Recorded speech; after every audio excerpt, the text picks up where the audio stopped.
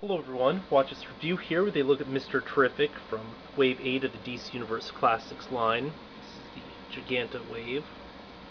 Now Mr. Terrific is a character that I'm not all that familiar with. I've read a handful of comics that also feature him, like, he's a member of the team or what have you, but, I'm not really familiar with his solo work or anything, although I guess he seems a cool enough character and has a sort of neat character design. At any rate, hold on a second, I'll get him out of pack.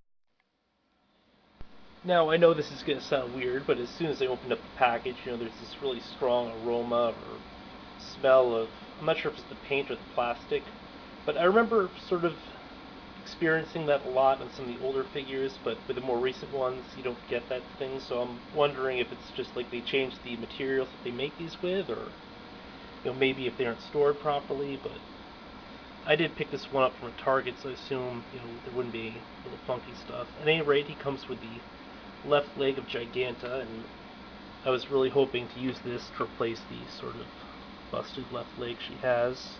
At least the right leg is kind of busted as well. I bought her loose.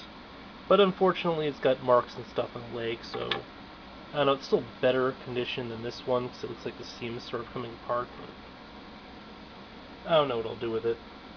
I do need to replace both legs, I think, though, so nah.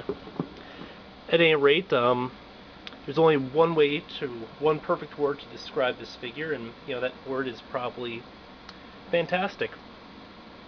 But, no, Mr. Terrific here, who is not to be confused with Mr. Fantastic, because he's got all these T's and stuff as a reminder.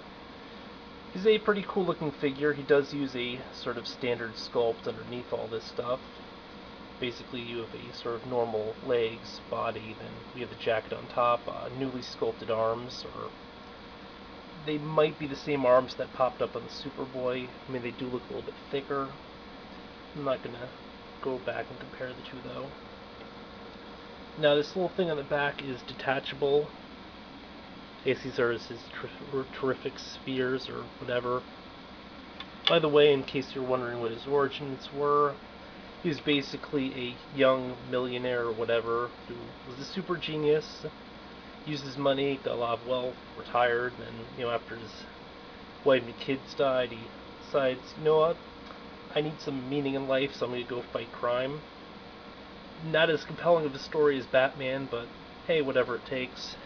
In some ways, he does kind of remind me of Ozymandias from Watchmen, where, that character is also a super genius who, his intelligence played into his general fighting style, and, a sense of moral obligation, which is always kind of cool with the wealthy. So often, a lot of the wealthy people just think of themselves.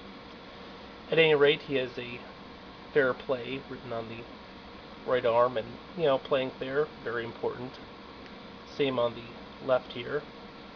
The color is very basic. It's just stark blacks and whites with some reds interbetween. Very cool use of color. I do like the design quite a bit. Although it's probably one of the weirdest kind of masks ever. I'm not sure if it's so much a mask, but it covers just a tiny portion of the face and stuff. And it's a weird shape. That said, he's a very cool looking figure. Although he does use a lot of standard stuff, he definitely will stand out just because he does have the originally sculpted arms, and the color scheme is just so vastly different. So at the end of the day, Mr. Terrific is indeed a terrific figure. At any rate, this has been a look at Mr. Terrific from the DC Universe Classics line. Until next time, folks.